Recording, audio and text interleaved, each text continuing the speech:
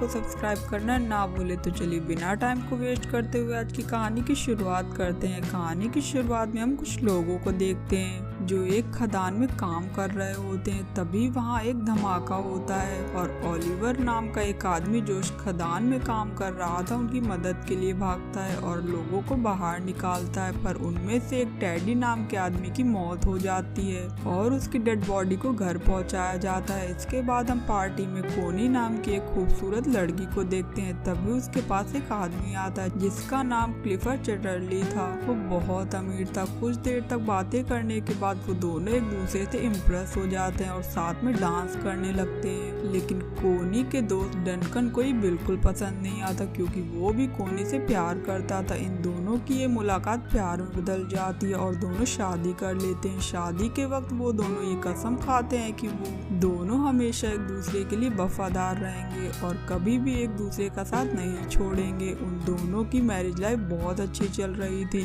लेकिन कुछ दिनों बाद क्लिफर्ड को सेना में जाना पड़ता है क्योंकि वो एक सोल्जर था। वहीं जंग के दौरान क्लिफर्ड घायल हो जाता है और उसे घर वापस भेजा जाता है। आज क्लिफर्ड के घर आने का समय था। सब बहुत ज्यादा खुश थे और उसका वेलकम करने के लिए घर के बाहर खड़े थे। क्लिफर्ड को देखकर कोनी बहुत खुश होती है। पर तभी हम देखते हैं कि जंग में घायल होने के बाद क्लिफर्ड के पेट के नीचे का हिस्सा पैरालाइज हो गया था। क्लिफर्ड अपनी हालत से लाचार था। वो सबको थैंक यू बोलकर अंदर आ जाता है। वहीं कोनी क्लिफर्ड को जिंदा देखकर खुश तो थी पर अंदर ही अंदर बहुत दुखी थी। इसी बात से दुखी होकर क्लिफर्ड खुद को मारने की कोशिश करता है। तभी कोनी उसे रोक लेती है और उसे विश्वास दिलाती है कि हमेशा वो उसके साथ रहेगी। दूसरी तरफ हम ओलिवर को देखते हैं जो अपनी मंगेतर को लेटर लिख रहा होता है। इस बार ओलिवर किसी खदान में काम नहीं कर रहा था बल्कि इस बार वो जंग में था। कुछ दिनों बाद जब ओलिवर आता है तो वो अपनी मंगेतर को किसी दूसरे के साथ देख लेता है और वो उससे बिना मिले ही वहाँ से चला जाता है। कुछ दिनों बाद ओलिवर काम मांगने के लिए क्लिफर्ड के पास जाता है। जब क्लिफर्ड उससे बात करता है तो उसे पता चलता है कि ओलिवर जंग में उसके अंडर ही काम कर रहा था। क्लिफर्ड इससे काफी इम्प्रेस होता है और वो ओलिवर को उनके पक्षियों का ख्याल रखने के लिए काम पर रख लेता है।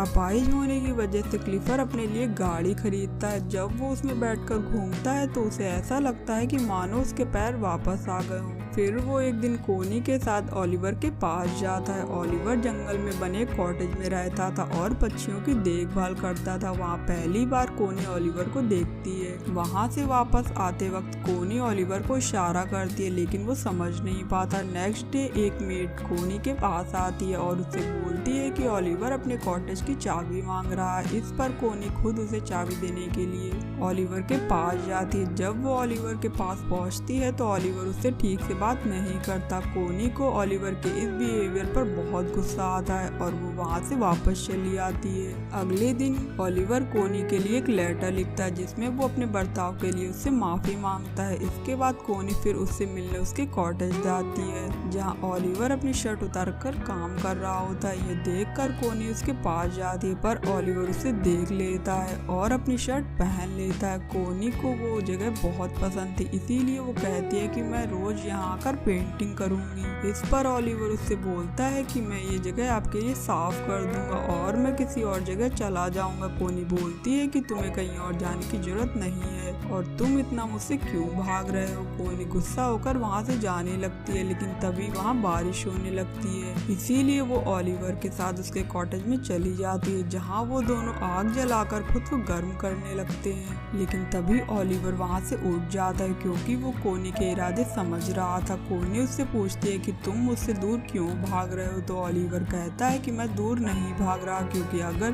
क्लिफर्ड को हमारे बारे में पता चल गया तो मेरी नौकरी चली जाएगी। इसके बाद कोनी वहाँ से चली जाती है। एक दिन कोनी क्लिफर्ड से बोलती है कि हमें अफसोस है कि हमारा कोई बच्चा नहीं है। क्लिफर्ड बोलता है कि मैं कोशिश कर रहा हूँ और अपने शरीर को ठीक करने के लिए वो करंट के झटके देता है लेकिन जब कोनी से उसका दर्द देखा नहीं जाता तो वो क्लिफर्ड को रोक देती है। नेक्स्ट डे कोनी जंगल जाती है और वहाँ बैठकर डायरी पढ़ती है। तभी उसे ओलिवर के काम करने की आवाज आती है और वो उसके पास चली जाती है, जहाँ वो छोटे चूजों को देखती है और देखकर रोने लगती है। कोनी को रोता देख ओलिवर उसके पास आता है और उसे गले लगा लेता है। ओलिवर भी कोनी को पसंद करने लगा था, इसीलिए वो उसे अपने कॉटेज ले आता है। अब कोनी पूरे दिन ओलिवर के साथ रहती। रात होने पर ओलिवर उसे घर छोड़ने के लिए साथ जाता। उसी रात बहुत तेज तूफान आता है और बादल गरजने लगते हैं। ओलिवर को कोनी की बहुत याद आ रही थी, इसीलिए वो बहुत ज्यादा दारू पी लेता है। वहीं कोनी भी नींद से उठ जाती है। वो भी ओलिवर की याद में सो नहीं पाती। फिर वो खिड़की से ओलिवर के घर की रोशनी देखती है और दौड़ते हुए ओलिवर के पास चली जाती है। उसे जाते हुए कोनी के घर की मेड देख लेती है। एक दिन क्लिफर के घर पर एक पार्टी होती है, जहाँ पर डनकन भी आता है। क्लिफर देखता है कि कोनी और डनकन साथ में डांस कर रहे थे, तो ये देखकर क्लिफर को अच्छा नहीं लगता। नेक्स्ट मॉर्निंग क्लिफर कोनी को बोलता है कि तुम्हारे लिए तुम्हारे पति से ज्यादा इम्पोर्टेंट एक बच्चा पैदा करना है। इसीलिए क्लिफर को लगता था कि कोनी डनकन के करीब जा रही है। इस बात पर कोनी बहुत गुस्सा हो जाती है, जिस पर क्लिफर कहता है कि उसे इस बात से कोई फर्क नहीं पड़ता कि तुम किससे भी बच्चा पैदा करो, बस वो बच्चा मेरा होना चाहिए। इस बात से गुस्सा होकर कोनी ओलिवर के पास चली जाती है।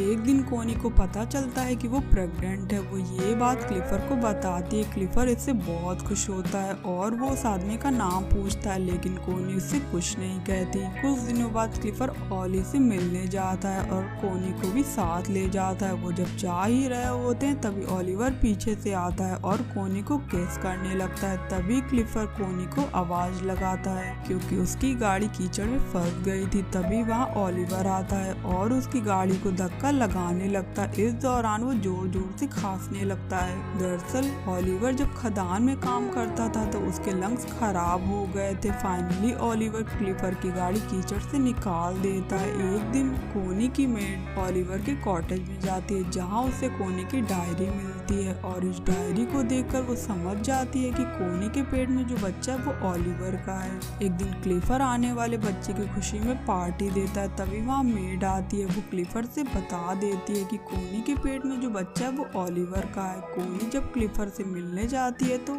वो उससे बहुत नाराज होता है। इसके बाद कोनी मेड के पास जाती है और उससे पूछती है कि तुम्हें ये सब किसने बताया, पर वो मेड कोनी से कुछ नहीं बताती। इस बात पर कोनी रोने लगती है और वो बोलती है कि वो ओलिवर से बहुत प्यार करती है। तब मेड उससे माफी मांगती है और कहती है कि जल्दी ओलिवर के पास जाओ वरना तुम्हारा पति उसे मार देगा। इसके बाद कोनी भागकर ओलिवर के कॉटेज जाती है, लेकिन वहाँ कोई नहीं होता। ये देखकर वो रोने लगती है। तभी वहाँ ओलिवर आ जाता है। ये देखकर कोनी उसे गले लगा लेती है। इसके बाद कोनी क्लिफर के घर आती है और उससे डिवोर्स मांगती है, लेकिन क्लिफर उसे मना कर देता है और ओलिवर को बुलाने के लिए कहता है। जब ओलिवर वहाँ आता है तो उन दोनों में बहस होती है। फाइनली कोनी और ओलिवर क्लिफर के घर को छोड़कर चले जाते हैं। उनके जाते वक्त क्लिफर वहाँ आता है और कोनी को तलाक देने के लिए मान जाता है। अब कोनी और ओलिवर हमेशा के लिए दूर चले जाते हैं और हमेशा साथ रहते हैं। इसी के साथ स्टोरी यही एंड होती है। स्टोरी पसंद आई हो तो प्लीज वीडियो को लाइक और चैनल को सब्सक्राइब करना